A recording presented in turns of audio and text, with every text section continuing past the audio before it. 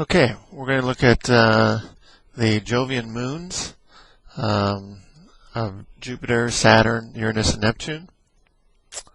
Here's some general information. There are about 164 known Jovian moons. Actually, that number seems to be changing from day to day, so that's the most updated version. We attribute maybe about 62, possibly 63 to Jupiter, another 62 to Saturn, about half that, 27 to Uranus, and maybe about half of that, 13 to Neptune, giving us about 164 moons. The 6 largest Jovian moons have planetary features, and 3 of these moons are studied by exobiologists. An exobiologist is a biologist who's looking for features and environments that would be conducive to life beyond our own planet. So exo meaning beyond. And these moons are Jupiter's Europa and Saturn's Titan and Saturn's Enceladus. Europa and Enceladus having the possibility of liquid water somewhere underneath the ice crust, and Titan having an atmosphere similar to a primordial Earth. Pluto is no longer a planet. It's more moon-like than planet-like, and hence it would be more like one of the larger Jovian moons, like Triton.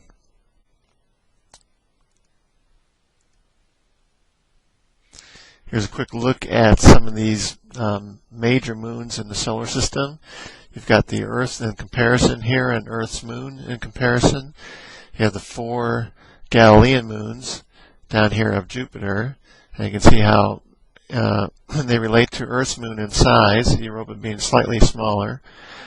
Then you have some of the Saturnian moons over here in this corner, Titan being the largest, and that's almost on the size of Ganymede. And then you have some of the medium-sized moons of Saturn. You have Uranus's moons over here, Titania, Miranda, Oberon, they're just medium size. Then you have Triton, which is Neptune's largest moon. And you have Charon, which is the moon of Pluto, which is not really a Jovian moon anymore, so we could cross that one out.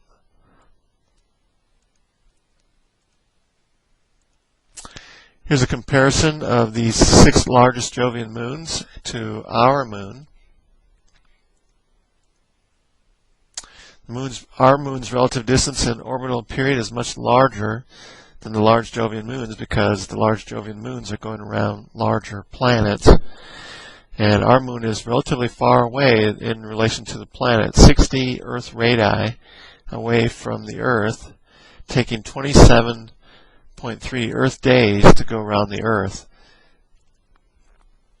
In comparison, the large Jovian moons are much closer to the parent planet in terms of the radii of the planets. The first 3 Galilean moons have a 1 to 2 to 4 period ratio. In other words, Io takes 1.77 Earth days to go around Jupiter, and almost exactly twice that, Europa goes around in 3.55 days, and almost exactly twice that, Ganymede goes around in 7.15 days. So it's a 1 to 2 to 4, and you can even extend this possibly to Callisto being almost exactly twice that, to 7.15 Earth days going around Jupiter. So if you were to observe Jupiter over a week's period, you could clearly see these moons in their orbit about Jupiter.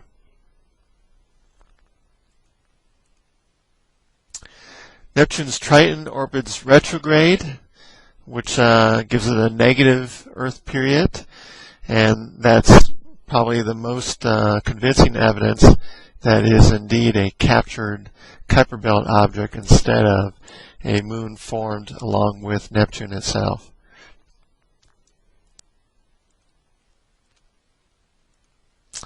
Here's a comparison of size. In terms of the Galilean moons, largest density is Io, and then it gets less dense as you move further away from the Jupiter in order: Io, Europa, Ganymede, and Callisto. Io being upon the same density of our own moon.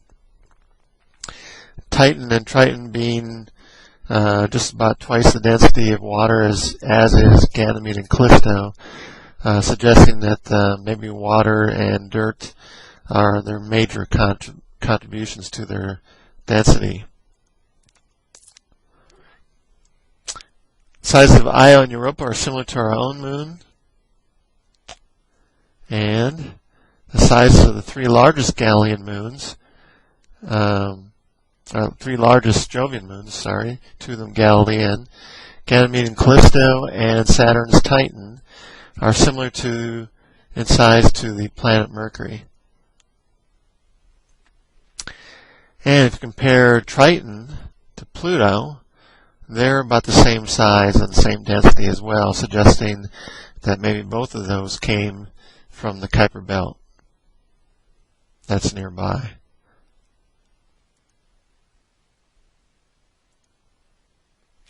Here's a comparison of two of Jupiter's moons, Io and Amalthea, and we can see that Io, being a Galilean moon, is much larger than Amalthea, but Amalthea is still a Jovian moon, still a Jupiter moon.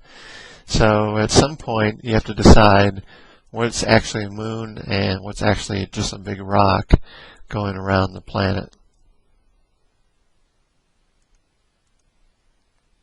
Jupiter has 62 known moons. Most of these moons are small, like Amalthea.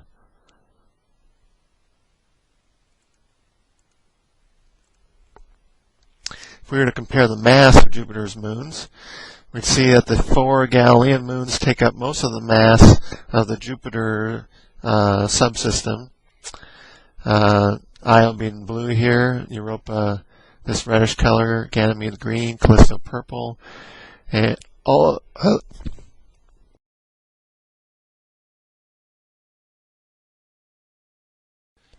it's kind of hard to see on this pie chart, but all other moons are this lighter blue, which I believe is this little slice right here.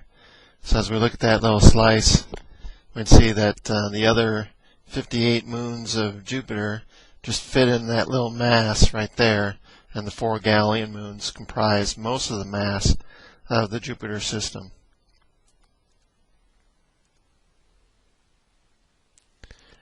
Here's a neat look. If you were to look at Jupiter through a good amateur telescope, you might be able to see something like this. Jupiter with its band structure and the four Galilean moons. And probably what you'd want to do if Jupiter was prominent in your sky is to look at it day by day and watch these moons move and change their position in relation to Jupiter. That'd be a neat sight. Here are the four Galilean moons up close and personal to each other, compared. They were discovered by Galileo in 1609 when he first started using the telescope. They're named after the mythical conquest of the Roman god Jupiter. And they are all spherical. They decrease in density with their distance from Jupiter. So Io being the densest, Europa, Ganymede, and Callisto following after that. Io being greater in density than our own moon.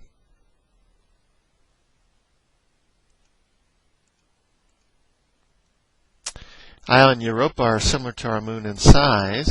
Here's our moon. So Io is probably a little bit bigger and more massive than our moon slightly. Europa's a little bit smaller and less dense.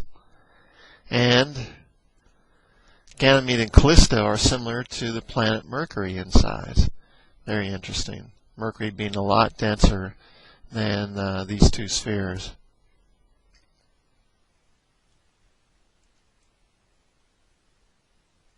Here's Io and Europa against the planet Jupiter, and very interesting comparison.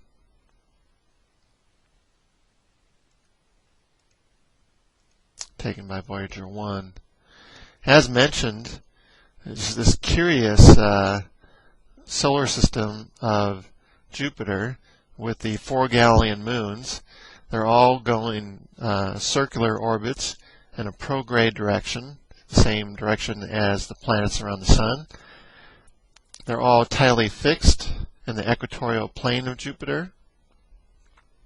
Density decreases with distance, and they have this 1 to 2 to 4, possibly to 8 resonance of time in which they go around the planet. And as said before, that is just too unusual to be a coincidence. That would be something for a prominent astronomer to figure out why that would occur. In fact, if you figured out why that occurred, probably would be worth a PhD in astronomy or a Nobel Prize.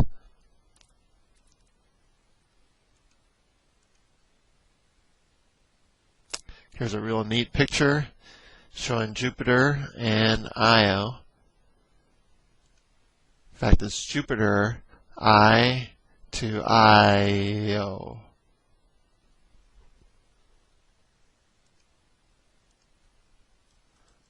Here's a closer look at Io. Very pretty planet in a sense, colorful. It's the innermost Galilean moon. It's the most geologically active object in the solar system. It has constant volcanism going on. So constant volcanoes spewing out sulfur compounds, creating this very colorful look on its surface. In fact, if you were to look at its surface, you would find lava flows and volcanism in some parts, and right next to it would be icy snows, severe cold areas.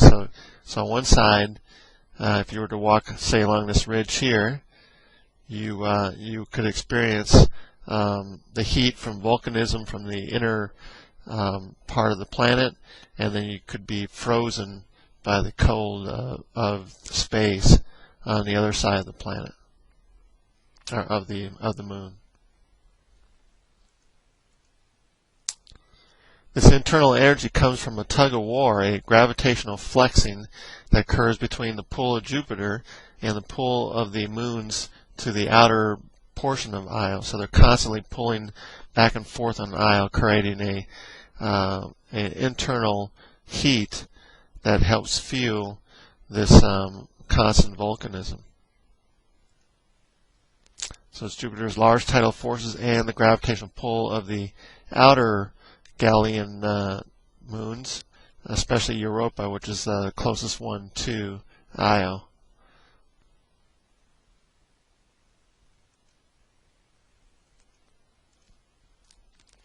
No visible craters, giving Io the newest surface of all the Jovian moons, because its constant volcanism is constantly repairing the surface in a sense. So no visible craters due to the flow of molten matter on its surface. It's brightly colored due to the presence of sulfur compounds, sulfur being spewed out by the volcanoes and coming down and forming the different ices, making these beautiful colors, orange, yellow, and brown.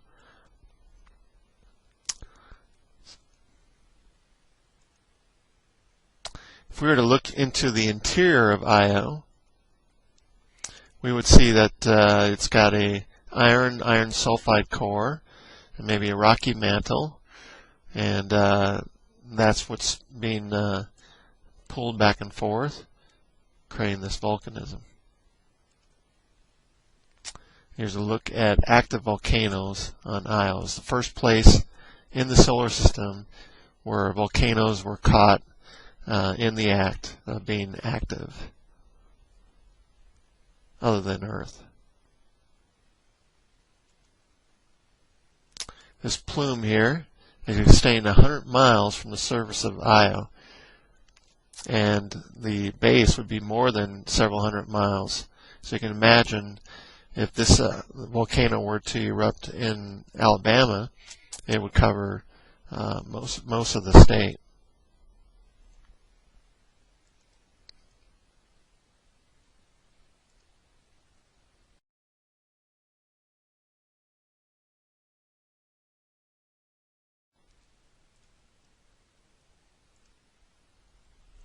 Most of these pictures we see are from the Galileo mission that went to Jupiter. Here's a close look at one of the volcanoes on Io erupting. Here's another look, kind of from the profile view. It's easy to see these volcanoes erupting. It wouldn't be a very nice world to be on. It's a large moon to Jupiter, so there's many ways to not survive on the moon of Io. Here's another look at the profile view of a volcanic eruption on Io.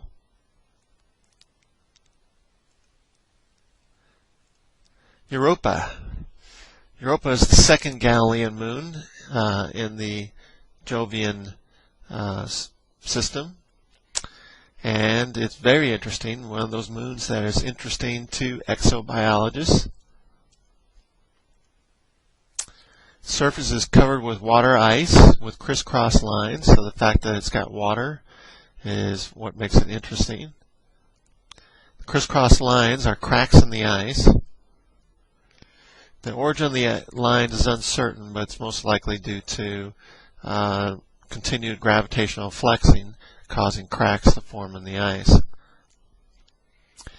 It's covered with icebergs, ice wedges, and sheety ice flows over its whole surface.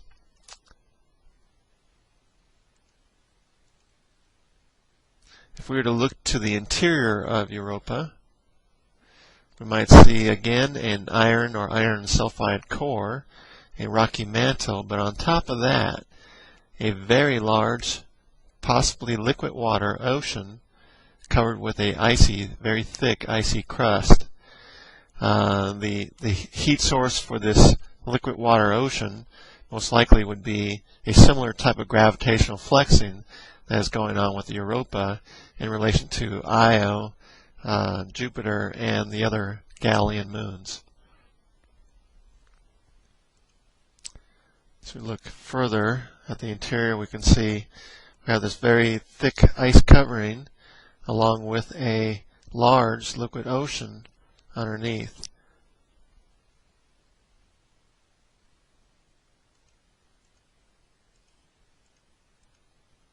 A few visible craters because it also is a surface repairing mechanism to have these to have this ice and this water sometimes surfacing through this ice.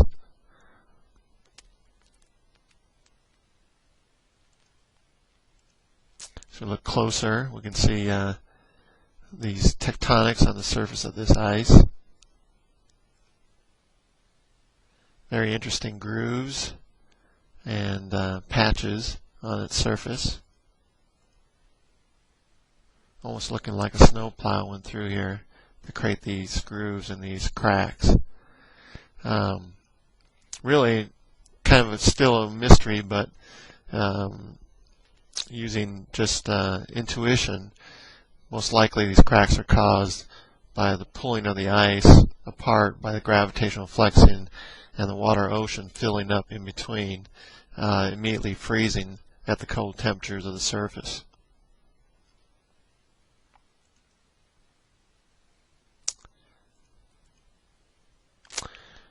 Europa has an extensive saltwater ocean because Galileo has measured a magnetic field, and since it's really not really turning that fast, it's turning as it's revolving around Jupiter, so it's turning in 3.55 days, Earth days, so it really doesn't have a dynamo effect going on. So in order to have a magnetic field at all, it's very likely that the ocean we're talking about underneath this ice is a saltwater ocean, so it has ions electric ions in it. And with the saltwater ocean, then, it may possibly have life.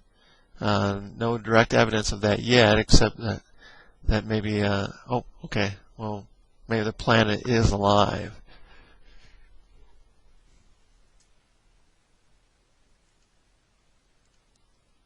Like I said, no direct evidence of that yet.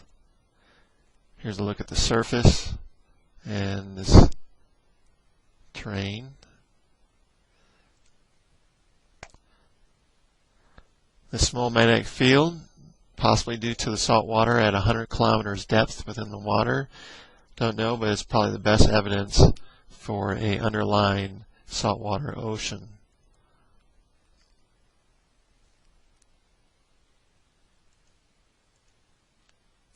Here's a look at the tectonic terrain, very beautiful terrain. Similar to the Earth's Arctic Ocean, if you were to look at the Earth's Arctic Ocean, you would see similar things with cracks in the ice and patches due to melting and ice flowing coming up and creating this effect of a tattered terrain. Here's some of that terrain and also evidence of a impact here. So there is a crater, and but just not totally cratered because the surface renewing itself.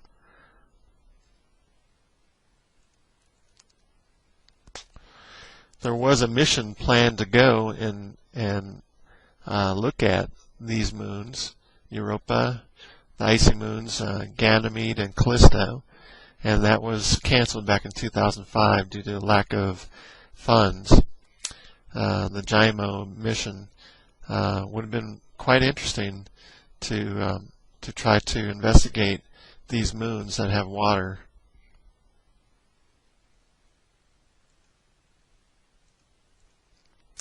And in particular, the icy moon mission in relation to Europa was going to land on Europa, use a nuclear heater to melt through the ice, no matter how thick it might be, if it might be a couple kilometers thick, and eventually release a camera into the ocean and look around and try to transmit back pictures of what was inside that ocean.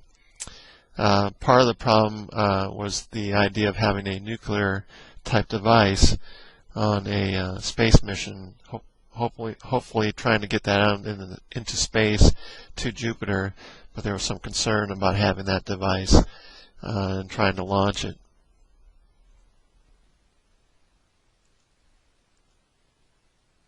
Here's a look at the terrain and some very interesting tectonics going on here with these cracks here in this terrain.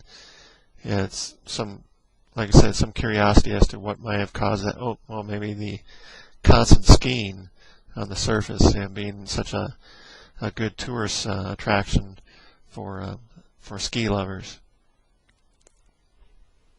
Just kidding. We move on to the third Galilean moon around Jupiter, and that is Ganymede. It is the largest moon in the solar system. It's larger than the planets Mercury or the dwarf planet Pluto. Much larger than Pluto.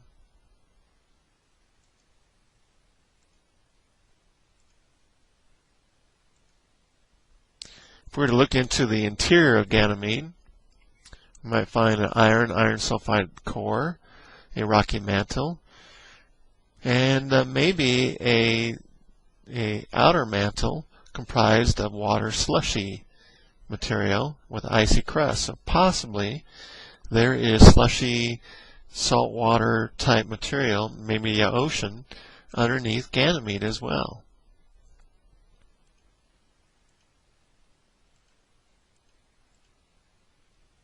Surface is heavily cratered. You have dark regions, which is the original icy surface, light regions of maria of new ice. In other words, flows of water forming lava terrains or water terrains, and regions of grooves and ridges are very curious. It's If we look closer onto the surface, we see very nice grooves, extended grooves, and ridges and craters within those. What has caused those grooves and ridges is unknown.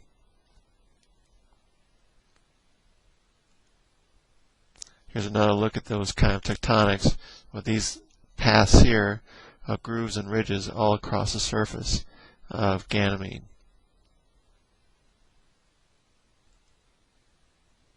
Very interesting. A network of grooves and ridges.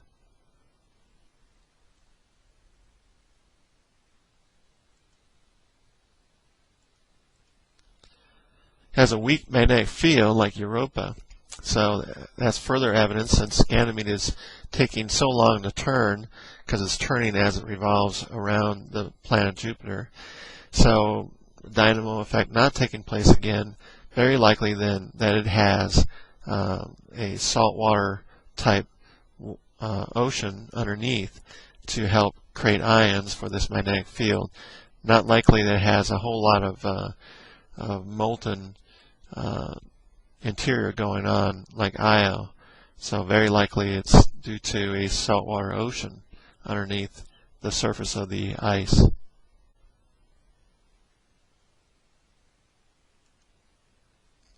Closer look at the terrain of Ganymede. Again, quite interesting. Not really know what has caused this.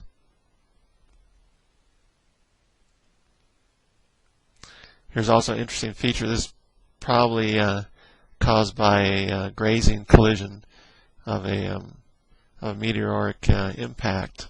Either that or one of the many large caterpillars that roam the surface of Ganymede. They're all over the place.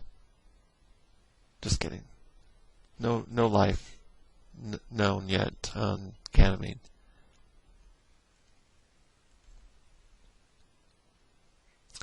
Here's a beautiful picture, a more recent picture of the fourth Galilean moon, Callisto. It's the outermost Galilean moon, fraternal twin to Ganymede, most cratered body in the solar system. It has the oldest surface features in the solar system because if you're the most cratered body, then you're showing all the different levels of cratering due to all the different time periods of the solar system, making it the oldest surface in the solar system.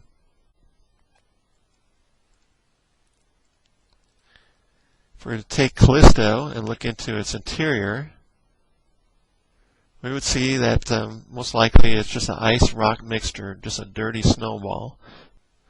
Not differentiated like Ganymede, no plate tectonics on its surface, just a big ball of rocky ice.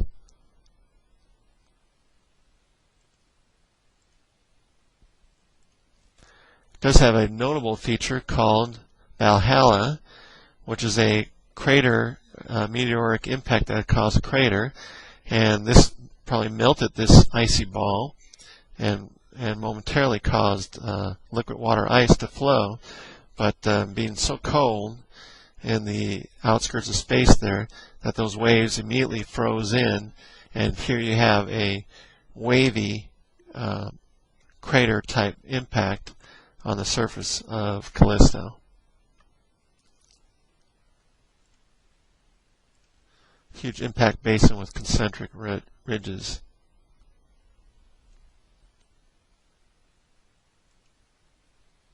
Here's another look at Valhalla and the concentric ridges, the wavy frozen impact on its surface.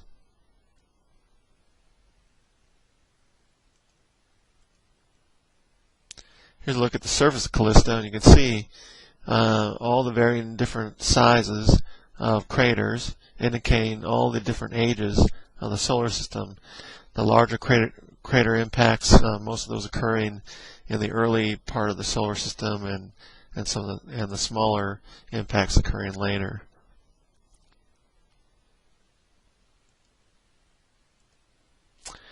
Here are three of the other types of moons around Jupiter: Phoebe, Amalthea, and Metis. three of the innermost Jupiter moons, actually within Jupiter's ring system, all of icy compositions. And we did the Amalthea comparison before, and it's much smaller than any of the Galilean moons. And here's where they might be located in relation to Jupiter, within Jupiter's very faint but present ring system. And these three moons are within that ring system, going around Jupiter's equator. That concludes the first lecture in Chapter 8. There are 3 lectures, this one being mainly on Jupiter's moons. We will move on into the next lecture with the other Jovian moons.